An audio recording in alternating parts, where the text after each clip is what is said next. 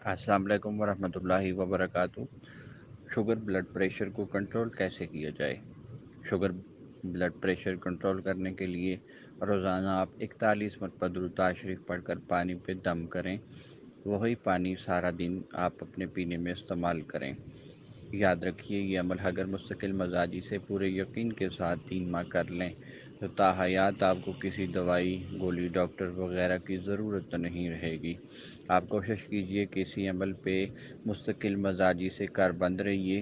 اس کی برکات سے انشاءاللہ آپ کی یہ بیماریاں جڑ سے ختم ہو جائیں گی، اللہ تعالیٰ کے فضل و کرم سے۔